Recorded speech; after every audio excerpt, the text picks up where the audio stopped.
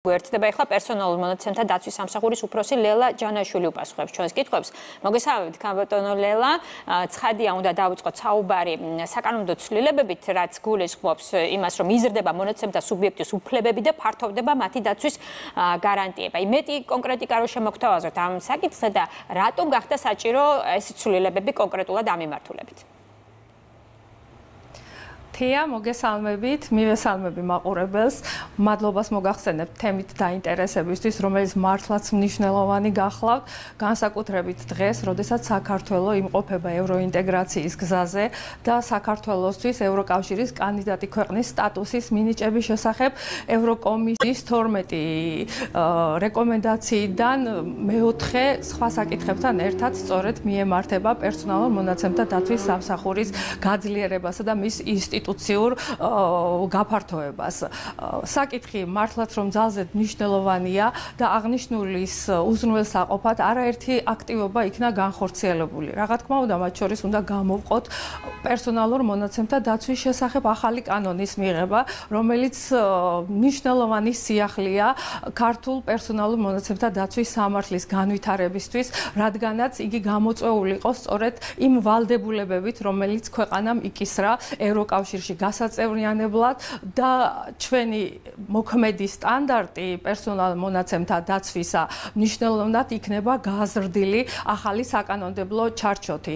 რა თქმა უნდა, იმ უმნიშვნელოვანეს გზაზე, რომელიც გულისხმობს საქართველოს ინტეგრაციას ევროკავშირში, პერსონალურ მონაცემთა დაცვის კანონმდებლობის ჰარმონიზაციას ევროპულ სტანდარტებთან აქვს უდიდესი მნიშვნელობა და სწორედ აღნიშნული იყო გამოწვეული და დადგა დღის წესრიგში აქტუალურად პერსონალურ მონაცემთა დაცვის შესახებ ახალი კანონის მიღება.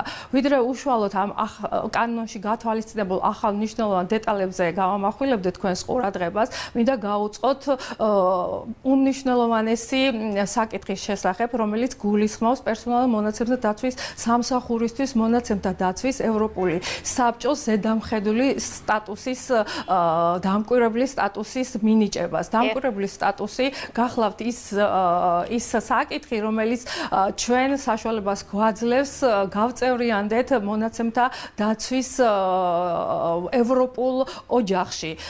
მნიშვნელოვანია ის გარემოება, რომ აღნიშნული შესახებ გადაწყვეტილება მიიღო მონაცემთა დაცვის ევროპულმა საბჭომ, რომელიც გახლავთ ერთ-ერთი უმაღლესი ორგანო, ევროკავშირის ორგანო მონაცემთა დაცვის ზედამხედველობის სფეროში და სამსახურისთვის დამკვირვებლის სტატუსის მინიჭება გამოწვეული იყო რამოდენიმე კრიტერიუმის გათვალისწინებით. პირველი ეს გახლავთ სამსახურის დამოუკიდებლობის სტატუსი და ჩვენი საქმიანობა, რომელიც დეტალურად იქნა შესწავლილი. მეორე გახლავთ ის საკანონმდებლო ბაზა, რომლითაც საქართველოში ხორციელდება პერსონალურ მონაცემთა დაცვა და მესამე გახლავთ სახელმწიფოს გაცხადებული ნება, რომ მან თავისი კანონმდებლობა შეუსაბამოს იმ ევროპულ სტანდარტებს, ევროპულ პრინციპებს, რომელიც გულისხმობს მაღალი სტანდარტით პერსონალურ მონაცემთა დაცვას საქართველოს მთელს ტერიტორიაზე. თავარი პრინციპები რო გითხრათ, გაგვაცნოთ, რაც ამ კანონის ცვლილებებით შევაძალაში, რომელიც მოქალაქის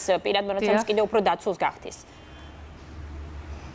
დიახ, რა თქმა უნდა, ახალი კანონი ითვალისწინებს გაფართოვდა მონაცემთა დამუშავების საფუძვლები და ახლებურად ჩამოყალიბდა ისინი და გაფართოვდა პრინციპები მონაცემთა დამუშავების.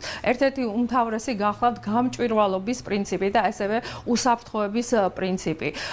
აღნიშნულის გარდა არაერთ მნიშვნელოვან სიახლეს შეიცავს კანონი და უნდა აღინიშნოს, რომ პირველად მოხდა, როდესაც გათვალისწინებული იქნა არასრულწლოვანთა პერსონალურ მონაცემთა დამუშავება. ასევე მნიშვნელოვანი სიახლე გახლავთ ის, რომ მოქმედი კანონით მოგეხსენებათ სამსახური გასცემს შესაძლებლად სავალდებულო დავალებას, რომლის აღსრულების მექანიზმი მეტად გართულებულია დღევანდელი მოცემულობით და ახალმა კანონმა ეს უზრუნველყო, რომ დავალების შეუსრულებლობა გათვალისწინებული იქნება ახალ სამართალ დარღვევად.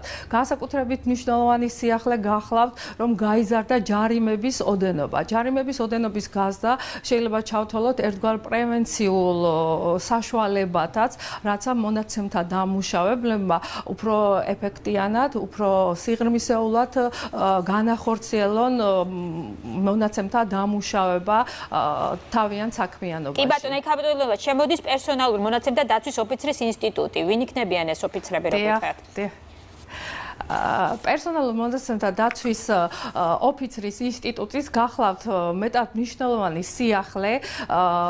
კანონი ზუსტად განსაზღვრავს იმ პირთა წრეს, იმ დაწესებულებებს, რომელთაც საჭიროებენ მონაცემთა დაცვის ოფიცრის ინსტიტუტის ამოქმედებას თავიანთი საქმიანობის განხორციელებისას.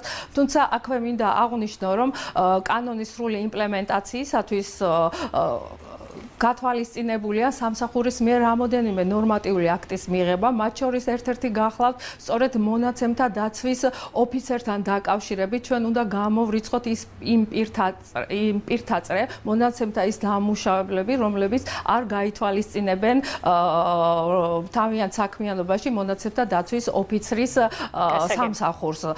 რა თქმა უნდა, ეს გახლავთ უმნიშვნელოვანესი ინსტიტუტი, რომელიც მონაცემთა დამუშავებლებს გაუადვილებს თავიანთ საქმიანობას, რათა უფრო სრულყოფილად განახორციელონ რა თქმა უნდა პერსონალურ მონაცემთა დამუშავებასთან დაკავშირებული თავიანთი საქმიანობა. ძალიან დიდი მადლობა პერსონალურ მონაცემთა დაცვის სამსახურის უფროსი ლელა ჯანაშვილი საუბრობდა პირდაპირ ეთერში. მადლობა თქვენ. ასეთი